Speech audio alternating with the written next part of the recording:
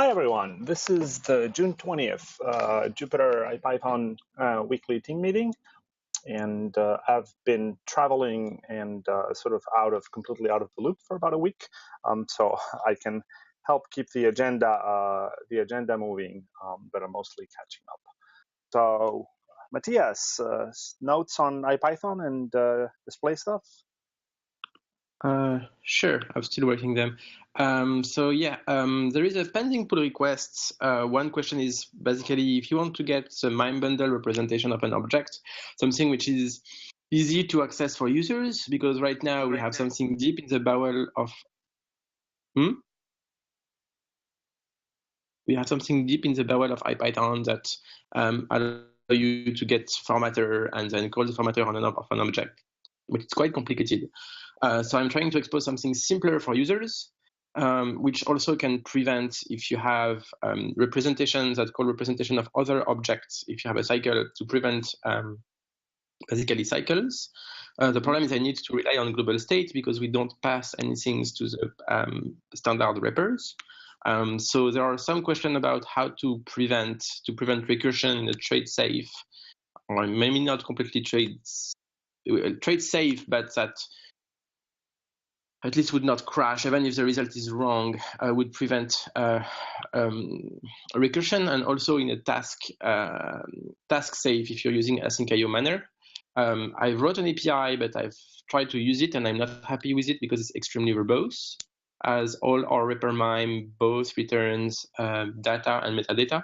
And most of the time, I'm interested in the data, so I keep calling the thing and getting its data attribute, which seems quite a lot for both. And when you want a single MIME bundle, also the other thing is that you basically say, hey, compute the MIME bundle, give me only this key, and then get the data and extract only this key from the data, which is extremely verbose. And I don't find a nicer way to do that. So I would appreciate if someone has some time and have some ideas, want to play with MIME bundles, if they could look at that and think high level, what is an API that they would like to use. Grant, I was wondering, you've been looking at MIME bundles a while back for JSON wrappers and stuff. Mm-hmm. Do you think you might have some ideas here? Sorry, I was filling out the paper as you were talking. What's the issue exactly? So it's in pull request 10.651, the one that Matthias has linked there. Okay. Kind of ideas about potentially helping figure out how to simplify the API for getting wrappers, and when you only want part of a MIME bundle, it's kind of one of those situations where you may end up with lots of keywords and a very verbose API. And since you have played with MIME bundles in the past, I don't know, you might see a nicer pattern. Okay. If you have a chance to take a look. It's the notes that Matthias put there. The other pattern I keep doing is get this MIME bundle, or get this key for this MIME bundle. If it does not exist, get this key. Otherwise, get this key. And I keep chaining to have less and less rich value, and that's become really, really long and really verbose. So I don't know how to make that easier. And the reason I worked on that is during the dev meeting 2 weeks ago, when everybody was there in Berkeley, almost everybody. We missed you, those who were not there. I started to work with Kyle to write a bag of rich display formatters for objects that don't provide a dunder wrapper HTML. Because a lot of projects don't want to have that on their object because there is an overhead, or because they don't think they are used a lot in IPython.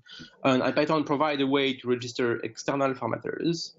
And so, for example, for all versions of Spark. And so we started to implement a number of formatters for commonly used objects. So mostly Spark was the origin reason for this. So now when you return a Spark context, which is the last statement of a cell, you will have a nice representation that shows you the IP, and you can just click on the IP and you will have your Spark dashboard, which is there. And I started to play with that for other objects. Like, for example, if you're using requests and you do request.get API URL or something like that, the object will give you the normal representation in the notebook though there is a small plus on the side, and when you click on it, the representation will expand, show you the headers that are nicely formatted, and if the response is JSON, it will also say, oh, okay, I can figure out it is JSON, and I will automatically show it as a collapsible JSON tree. And so that's why I was starting to play with that. And so the package is called dist because we didn't find a better name for it, and it's 4 letters, it's close to display. It's easy to import, and you can register some types. You can say, hey, can you now make request pretty? Can you now make Spark pretty? Can you make normal lists or dicts or tuples pretty? And what it will do is like, you will literally have a list of objects, and we'll have the rich representation of each object in the list. And that's why I need to programmatically access sub MIME type to recursively build rich representation. Well, if you can also look at that, because it's quite nice. It's also now you're by the way, Matthias, your link to this on the paper doc, on the Dropbox paper document is broken. So you might I just fixed it. that. Oh, you did? Okay, cool. Thanks. Okay, thank you. Yeah, other thing it does is it provides things for built-in types. So if, for example, you return a class, if, for example, you do IPython terminal interactive shell, like uppercase, it will give you the wrapper, and with a small plus, it will give you all the hierarchy of from which object it inherits. If it's a function, it will show you the doc string. It will give you the function signature. If it's a module, has a documentation at the top. It will show you the documentation, which means that for many objects, you don't need to press question mark anymore. Of course, question mark still is more aggressive in trying to find representation. And so, yeah, that's basically something for which I would like. I mean, if you look at the code, you will see that it's really nasty because there is a lot of recursive call to getting representation. See, does this object have HTML? Yes, then get the HTML, escape it or not. Otherwise, get the plain text representation. And so the API to get MIME types is really, really heavy and hard to use. And I can't wrap my head around to make something which is more programmatically pleasant to use. Okay, so yeah, Matthias, let's talk about this some more after this meeting. Great, thanks, Grant. And yeah, I hope we can find a good API. But this is something that has been sort of potentially there for quite a while, in the sense that with rich clients, we could have done this a while ago, and I'm very happy to see this kind of arriving, because I think it'll make a lot of usage patterns very, very convenient in our rich clients, the web console, Jupyter Notebook Lab, etc. Interact. Yeah, there are other questions, like right now, externally registered formatters take precedence over dunder wrapper. And one of the cases we have is that we want to define representation for objects that don't define wrappers and stop when they do. And IPython doesn't have a way to handle that. And so I was wondering. Checkin. So you register a custom formatter and it gets called and it checks for the method. Yeah, but if a user, basically we want a library to register formatters, and if a users have formatters as well, we want the user formatters to take precedence over the wrapper method that take precedence over the disp register method. So basically we would like some kind of priority ordering, which is something else we can discuss another time. It doesn't come to that. So admin? I think you should be able to, because you can always check if there's one there and register if it's not, and then you can just be time ordered.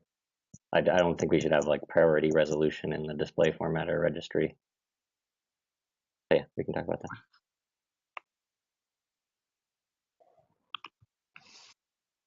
Anything else on this topic? All right, Jessica, updates. Hi, can you hear me now? Yes, we can. Okay, great. So let's see. So I'm going through the demo that we currently have, and I know we've been talking about notebooks that have been really successful. through GitHub, things that are really popular, and seeing where you can borrow content from that. So I'm right now trying to brainstorm about that, and at the same time I'm going through what we currently have and trying to think about, where everything comes from, and I just am putting together a spreadsheet that just has everything. I know you've seen that, Fernando. So that's coming along. At the same time, there's a ICML workshop on reproducibility that is of interest, and I'm working on a draft on that. I will be getting feedback from people on Wednesday, since some people are out of town, and so I'm just hoping to put together something for people to look at, and we can tweak it and see where we go from there. Okay. And then let's see. Also, oh yeah. So I know that we mentioned that there are some additional changes that we can make to focus the demo on what's currently available in Jupyter Lab. So I'm going to try to move all the content out that requires other plugins and widgets and things, and just focus on what we can build out of Jupyter Lab directly, and try to use the latest form of Jupyter Lab, maybe even trying to see if we can do something that includes the collaboration feature, since that just came out, and figure out how we can actually share that in the demo. I don't know necessarily how we're going to be able to communicate that in a fun way. I don't know, maybe you and Ian can brainstorm on that a little bit. Yeah, no, we can start thinking about that, but yeah, so that's kind of where we are right now. I mean, one possibility would be to just embed a small screencast in one of the notebooks. I mean, so sometimes demoing something like that, either a little GIF or a short screencast just embedded as a little video within the notebook, and people can watch it in a notebook and then stop it, play a little bit more, and then do it themselves. Yeah, I mean, one option that might be kind of interesting actually is we could actually screencast, where we could show the link to the video of the last meeting, Jupyter Lab meeting, because we instead of doing the notes in paper, we did the notes in a markdown that we shared across the group. So maybe that's something we can plug in. It's easy enough. Those links are up on YouTube. And I don't know if you remember, if you were aware, but and from IPython.display you can import an object which is called YouTube Video, and that object does the embedding and everything. Cool. Yep. So maybe we can put that in, and that'll be our description. It's a good start. It's easy enough. We can connect later today. Yep. On that. Cool. Thank you. And I was going to ask you, Jessica. So you are going off of sort of pip installable Jupyter Lab, right? Yes. Okay. Perfect. Yes, that was. I mean, I know that the latest version was recently put on Conda, but the environment I made the last meeting for Jupyter Lab, I had through pip. Okay, perfect.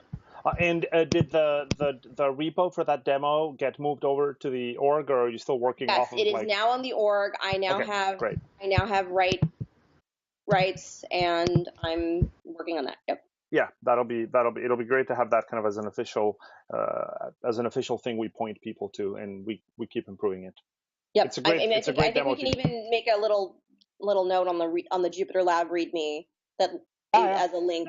Go play with this repo if you want to play with a demo that has a bunch of little illustrations of various aspects of it. Yeah, I think linking to the other repo in the README for the Jupyter Lab would be a great idea.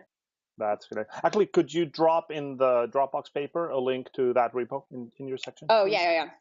Thanks. Give me a minute. Yeah, I'll do that. No rush. All right. Jessica, anything else that you want in your section? I'm good. Okay. Next, you folks want to give us a little update on Lab, on all the exciting news? Sure. We're trying to finish up the beta release. I don't know if we want to announce or say it's maturing. Maybe this Friday for the beta release. Drum roll. Yeah. So yeah, that is the goal this Friday, to get the beta release out. We're just doing some final polish this week, mostly design work, and a few loose ends. But I think we're in a good spot to be able to do that. We released 24 last week, which had a lot of improvements. The new launcher, updatable outputs, some improvements to real-time collaboration, the initial setting system. Our CSV viewer is now using the phosphor data grid, which means it can display as many rows as you like. And as a result of the 24 release, we were able to have our Friday meeting entirely using the real-time collaboration and everything worked really well. That's an awesome milestone. Yeah, big. It was really interesting. Yeah, this is fantastic. And Ian, I know you've had to work really hard on that, and I know it builds on the work of everybody else. So I'm really happy, and thank you so much, everyone. This is fantastic work. And how did it feel? What was kind of the experience of it? Did it feel like, okay, this works just as well as, say, Dropbox Paper or Google Docs? I mean, or did you feel that it was hard to work with it? No, it was really seamless. So I think what most people were doing were opening it up as rendered Markdown and dragging it to one side of the screen, side by side. Yeah, and that experience was kind of exactly what you would hope. Like you have a certain set of intuitions with when other people are touching a document, and if it's off in a subtle way, it's sort of annoying, but there were none of those. It felt solid. That's the experience that I had. So yeah. So when do we have a Blue Jeans panel in Jupyter Lab? Yeah, well, we could probably iframe it. WebRTC. Cast off your corporate overlords. One new feature that just dropped was the collapsible both inputs and outputs of cells now. So there's a UI to collapse both of those. Brian just set up. Is that in 24? Or is that PR just about? No, that went in yesterday. Okay. So it'll be in the beta release. Perfect. And Darian is updating the settings system based on feedback of using JSON schema for the definition of settings, as opposed to the first go around we had an annotation system, but the JSON schema will allow us to have a more coherent story around what the settings are and how they're defined. Getting a big thumbs up from Nick. Yeah, that's it. We're just trying to wrap these things up, get beta out this week, and move forward. Excellent. Side questions. Will you get the blog post out? Because there was a recent blog post on why RStudio Notebook are better than Jupyter, and Jupyter Lab is basically voiding most of that blog post.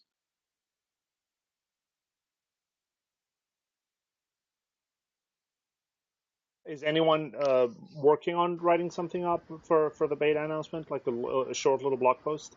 Steve, how do you guys thought about that? I'll talk to Brian about that. I'm not sure. I can help. Cool. Thank you, Jessica. Yeah, I mean, we don't need to write something huge, but maybe just kind of highlighting a few points and pointing to the demo, pointing maybe to the video, for example, of the meeting that shows these features in action. A little bit of that would be good, especially because we actually really do want people kicking the tires of the beta. So we do want people playing with it, and along with a short kind of indication of the state. What people can expect, and also what they can expect to break, right? For example, that they shouldn't expect API stability, and a couple of those points. But I think that'll be great. Make sure it's on Binder relatively soon after the release, so that people can just click and try on Binder. Yeah, that's a really good point. Putting a Binder link to the demo, we can build basically. Building the repo of the demo as a Binder link. Jessica, do you know what we're talking about? I'm actually not familiar with this aspect of Binder. Yes, so we could build the Docker image for that repo, for the demo repo, so that we can basically give people a link to click, and they would be in the demo.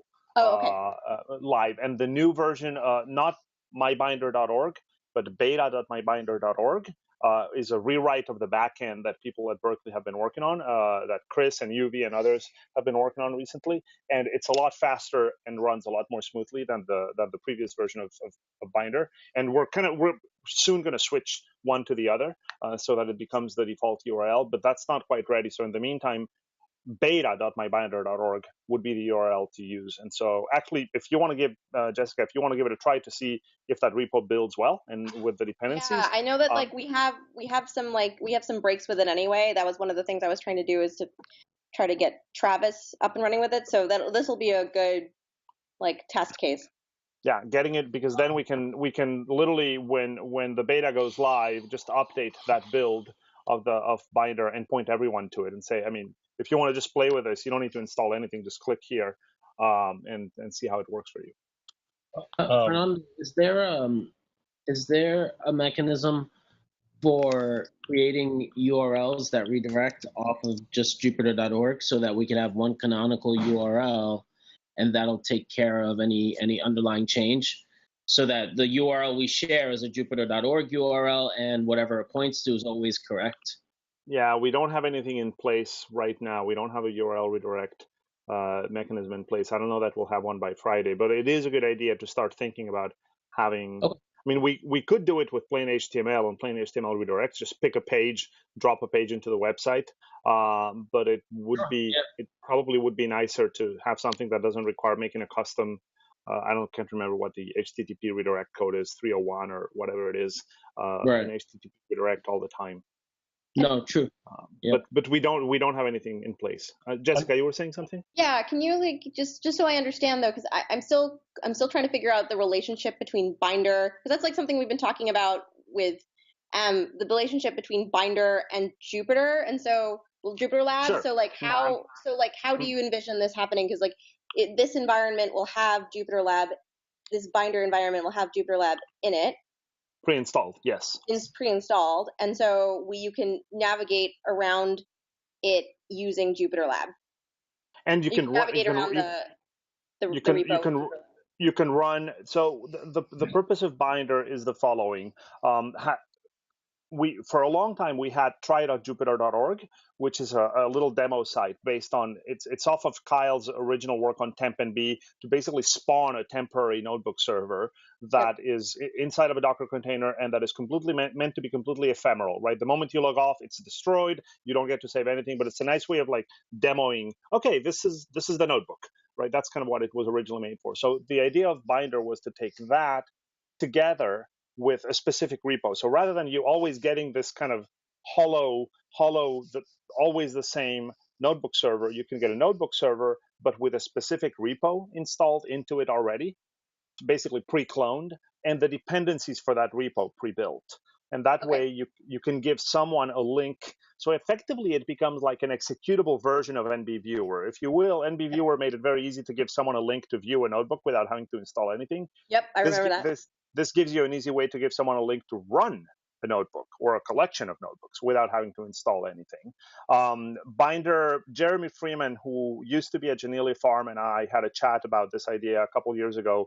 And Jeremy and one of the engineers in his lab, Andrew Osheroff, implemented it in a couple months, and it's been really, really useful and successful. But the backend infrastructure didn't scale very well. And the last couple of months, Yuvi and Chris here at Berkeley have rewritten most of the backend to make it more scalable. It's the same idea, the same design, and we're kind of coordinating with Chris with Chris and Jeremy on making kind of an updated announcement on this. The current version now works off of Jupyter Hub, and Min has been coordinating with them fairly closely over the last few weeks. So Min, you may have more to say.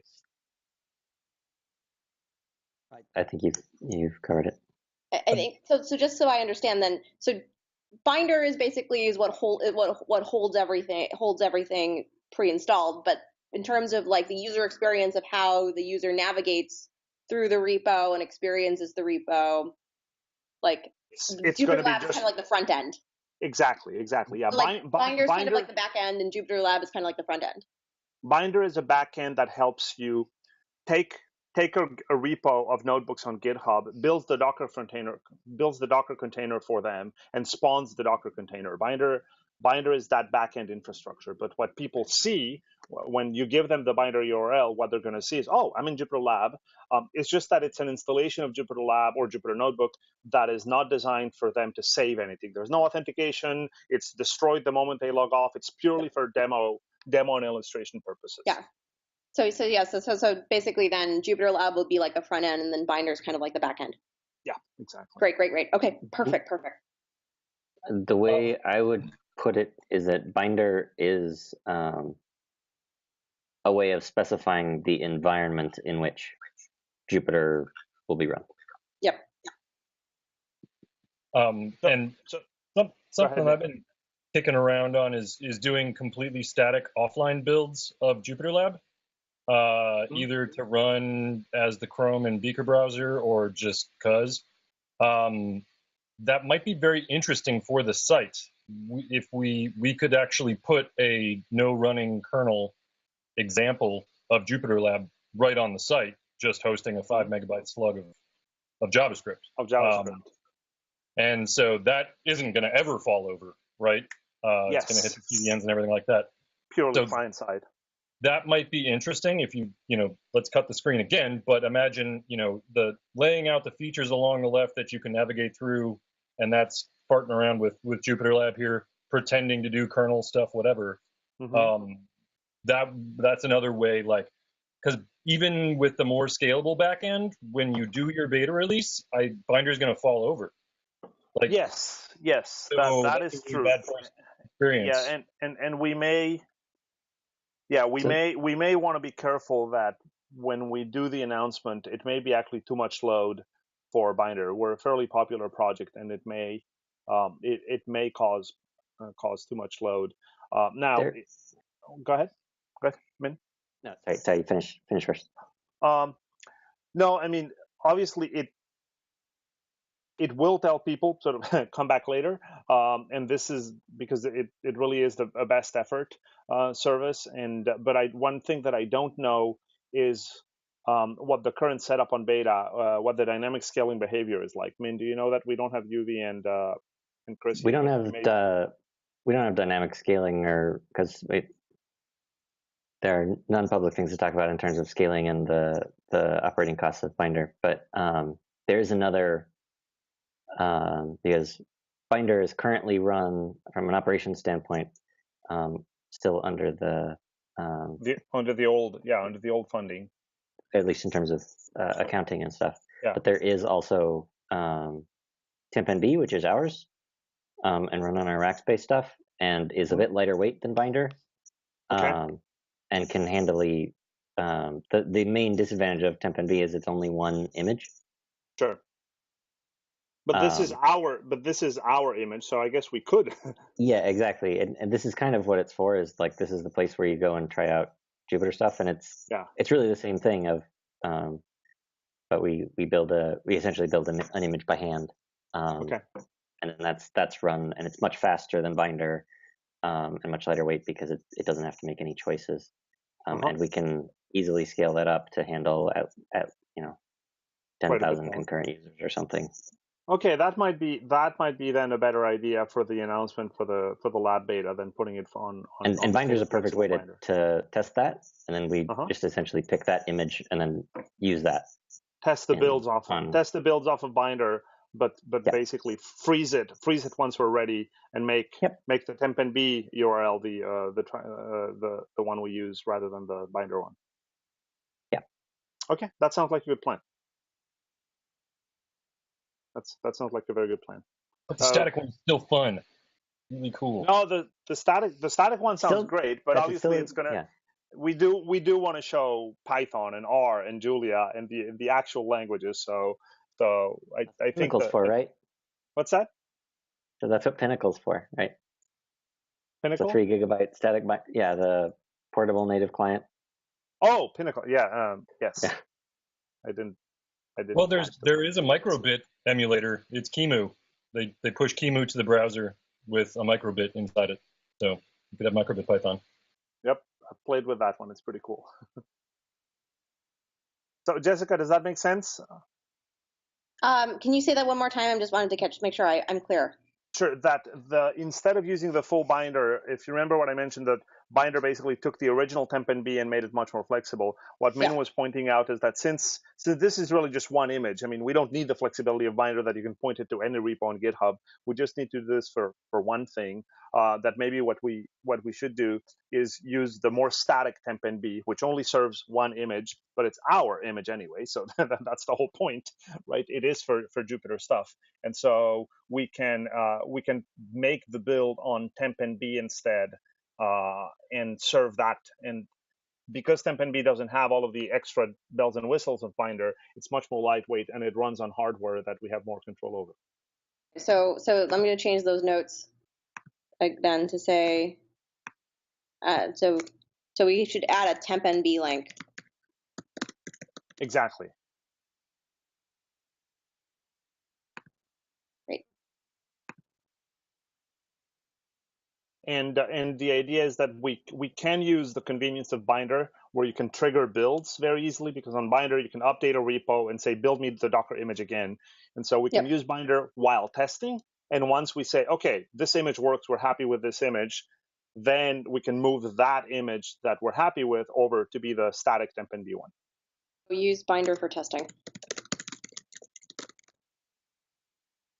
Okay, so we're going to use Binder for testing, but we're going to use Temp and B for when we deploy it. Yeah. Exactly. Okay. Cool. Great. Thanks, man. Good point. Lab folks, Steve and Ian, Darian, and et cetera, does that seem like a good plan to you guys? Yep. Okay, other stuff on lab? That's it. Okay, Grant, I don't know if Thomas is with us. Thomas. So I don't have any updates for Notebook this week. Thomas, are you around? Yes, but no particular updates. You haven't seen you in a while.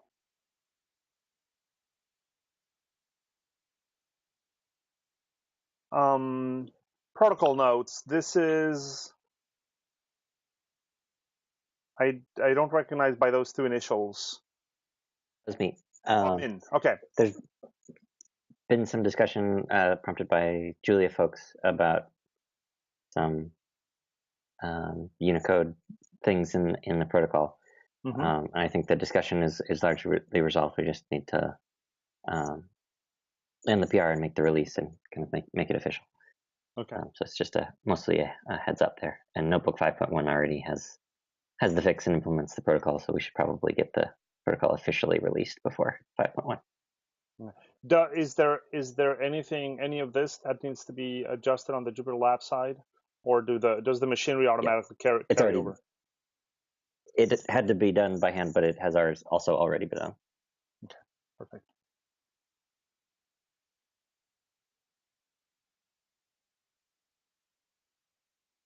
All right, some notes on conferences and workshops. Matthias, Thomas. I let Thomas a chance to speak because he hasn't. So we have this workshop in Cambridge coming up on reproducible research publications that Matthias and I will be going to.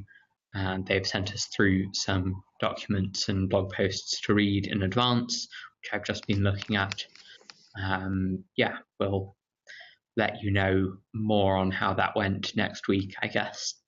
Yeah, very much looking forward to it. And yeah, please let us know and kind of report how it goes. I think the potential for using Binder with publishers is really great. I'm really excited about this, and the Eli folks seem like a great team to partner with.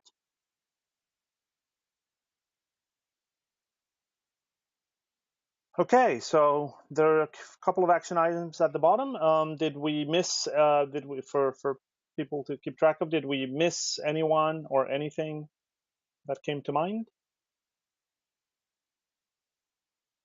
All right, then I'm going to stop the recording. Thanks, everyone.